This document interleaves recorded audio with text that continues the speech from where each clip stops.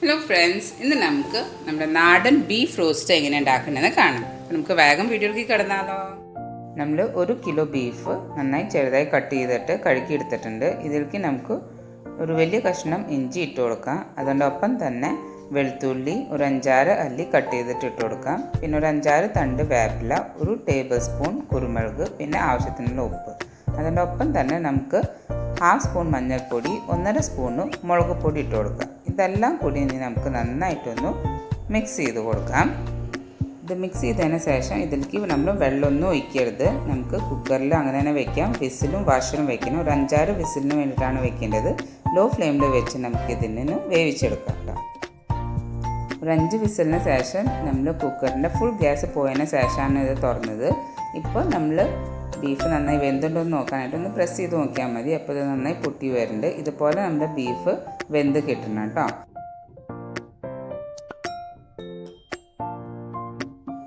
നമ്മളിപ്പോൾ ഒരു പാന് ഗ്യാസിൽ വെച്ചിട്ടുണ്ട്. ഇതിലേക്ക് ഒരു 5 ടേബിൾ സ്പൂൺ കോക്കനട്ട് ഓയിൽ ഒഴിച്ചിട്ടുണ്ട്. ഇതിലേക്ക് നമുക്കൊരു 6 സബോള നീളത്തിൽ കട്ട് ചെയ്തത് ഇട്ട് കൊടുക്കാം. സബോള നന്നായിട്ടുണ്ടെങ്കിലാണ് നമ്മുടെ ബീഫ് റോസ്റ്റ് നല്ലൊരു ടേസ്റ്റ് വരാം. ഇത് വാടി വരുമ്പോൾ ഇത് ഏകദേശം പകുതിയോളമായി മാറും. അപ്പോൾ കറക്റ്റായിരിക്കും. ഇനി നമുക്ക് ഇതിലേക്ക് ഒരു 7 അല്ലി വെളുത്തുള്ളി ഇട്ട് കൊടുക്കാം. അതുപോലെ തന്നെ 2 മീഡിയം സൈസ് കഷ്ണം ഇഞ്ചിയുടെ ഇട്ട് കൊടുക്കാം. ഇഞ്ചി നന്നായിട്ടുണ്ടെങ്കിലാണ് ബീഫ് റോസ്റ്റ് നല്ല ടേസ്റ്റ് ഉണ്ടാവുക. പിന്നെ ഒരു 5-6 തണ്ട് വേപ്പിലും ഇട്ട് കൊടുക്കാം. അപ്പോൾ വേപ്പിലയുടെ ഫ്ലേവർ നന്നായിട്ട് വേണം. നമ്മുടെ നാടൻ കറിയല്ല, അപ്പോൾ എന്തായാലും വേപ്പിലയുടെ ഫ്ലേവർ നന്നായിട്ട് വേണം. ഇതെല്ലാം മിക്സ് ചെയ്യുക. ഇതിൻ്റെ ഒപ്പം തന്നെ നമുക്ക് കുറച്ച് ഉപ്പും കൂടി ഇതിലേക്ക് ഇട്ട് കൊടുക്കാം.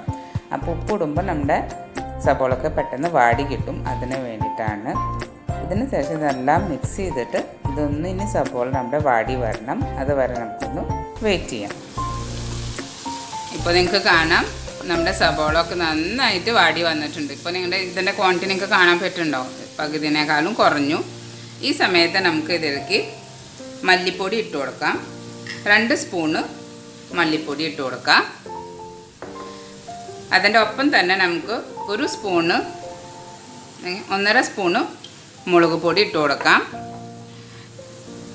പിന്നെ ഒരു 1/2 സ്പൂണ് മഞ്ഞൾപ്പൊടി ഇട്ട് കൊടുക്കാം. അതിൻ്റെ ഒപ്പം തന്നെ നമുക്ക് കുരുമുളക് പൊടി ഇട്ട് കൊടുക്കണം. അത് 1 സ്പൂണ് അല്ലെങ്കിൽ 1.5 സ്പൂണിൻ്റെ എരിവ് അനുസരിച്ച് ഇട്ട് കൊടുക്കാം കേട്ടോ. നമ്മുടെ ബീഫൊക്കെ ഉണ്ടാക്കുമ്പോൾ അല്ലെങ്കിൽ ചിക്കൻ ഏതെങ്കിലും നോൺ വെജ് ഉണ്ടാക്കുമ്പോൾ നിങ്ങളത് കുറച്ച് നേരത്തെ ഉണ്ടാക്കി വെക്കണം. അപ്പോഴാണ് ബീഫിലേക്കൊക്കെ അത് മിളക് പിടിക്കുള്ളൂ, നന്നായിട്ട് ഉള്ളിലേക്ക് പിടിച്ച് വരുള്ളൂ. അപ്പം തന്നെ ഉണ്ടാക്കി നിങ്ങൾ സെർവ് ചെയ്ത് കഴിഞ്ഞാൽ അതിൻ്റെ മസാലകളൊക്കെ ഉള്ളിലേക്ക് ബീഫിലേക്ക് ഇറച്ചിയിലേക്ക് നന്നായി പിടിക്കില്ല കേട്ടോ. അപ്പം അതെപ്പോഴും ശ്രദ്ധിക്കുക. ഇതെല്ലാം ഇട്ടതിന് ശേഷം നമുക്ക് നന്നായിട്ട് അതിൻ്റെ ആ പച്ച മണം ഒന്ന് പോകണം. ഒരു 1-2 മിനിറ്റ് നമുക്ക് നന്നായിട്ടൊന്ന് ഇത് റോസ്റ്റ് ചെയ്തെടുക്കാം.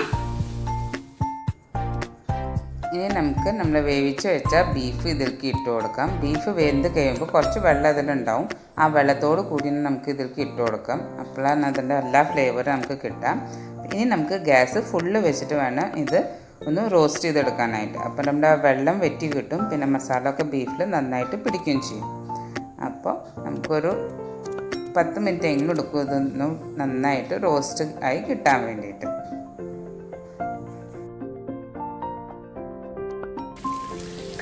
ഇപ്പോൾ നിങ്ങൾക്ക് കാണാം നന്നായിട്ട് എണ്ണയൊക്കെ നല്ല തെളിഞ്ഞ് വരുന്നുണ്ട്. ഇതൊരു 15 മിനിറ്റ് ഇപ്പോൾ കഴിഞ്ഞിട്ടുണ്ട് കേട്ടോ. അപ്പോൾ നമ്മുടെ വെള്ളമൊക്കെ നന്നായിട്ട് വെച്ചിട്ടുണ്ട്. ഇതിൻ്റെ കളറ് നിങ്ങൾക്ക് കാണാം. പക്ഷേ ഒന്നും കൂടി നമുക്കിത് റോസ്റ്റാക്കി എടുക്കണം. അപ്പോൾ നമുക്കൊരു 5-10 മിനിറ്റ് കൂടി ഒന്നിങ്ങനെ ഇളക്കിനെ കൊടുക്കുക. ഗ്യാസ് ഫുൾ ഫ്ലെയിമിൽ തന്നെ വയ്ക്കുക. എന്നിട്ട് നമുക്ക് ഇത് ഇളക്കി ഇങ്ങനെ കൊടുക്കണം. അപ്പോഴാണ് അതിൻ്റെ നല്ല ഒരു റോസ്റ്റായിട്ടുള്ള ആ നല്ല ഡാർക്ക് ബ്രൗൺ കളറൊക്കെ ഇതിന് കിട്ടാം. ഇപ്പോൾ ഒരു 5 മിനിറ്റ് ആയിട്ടുണ്ട്. അപ്പോഴേക്കും നിങ്ങൾക്ക് കാണാം ഇതിൻ്റെ കളറൊക്കെ ചെറുതായിട്ട് നന്നായിട്ട് കുറച്ചുകൂടി ഡാർക്ക് ബ്രൗൺ ആവാൻ തുടങ്ങിയിട്ടുണ്ട്. ഈ സമയത്ത് നമുക്ക് നമ്മുടെ ഗരം മസാല ഇട്ട് കൊടുക്കാം. എപ്പോഴും നമ്മൾ ഗരം മസാല അവസാനം ആവാറാവുമ്പോഴാണ് ഇടേണ്ടത്. അപ്പോഴാണ് അതിൻ്റെ മണം ഫ്ലേവർ നന്നായിട്ട് വരാം കേട്ടോ. സ്റ്റാർട്ടിങ്ങിൽ മസാല ഇടുന്ന സമയത്ത് ഇടരുത്. നമ്മളിപ്പോൾ ഒരു 3/4 സ്പൂണ് ഗരം മസാല ഇതിലേക്ക് ഇട്ടിട്ടുണ്ട്. ഇത് നന്നായിട്ടൊന്ന് മിക്സ് ചെയ്യുക. ഇനി ഒരു 2 മിനിറ്റ് കൂടി നമുക്കിതൊന്ന് റോസ്റ്റ് ചെയ്തെടുത്താൽ മതി. അതിനുശേഷം നമ്മുടെ ബീഫ് റോസ്റ്റ് റെഡി ആയിട്ടുണ്ട്. അപ്പോൾ നിങ്ങൾക്ക് കാണാം നമ്മുടെ ബീഫ് റോസ്റ്റ് റെഡി ആയിട്ടുണ്ട്. അപ്പോൾ നിങ്ങൾ എന്തായാലും ഇത് വീട്ടിൽ ട്രൈ ചെയ്ത് നോക്കുക. നിങ്ങൾക്ക് തീർച്ചയായും ഇഷ്ടമാവും. അപ്പോൾ നെക്സ്റ്റ് വീഡിയോയിൽ കാണുന്നവരെ ബൈ.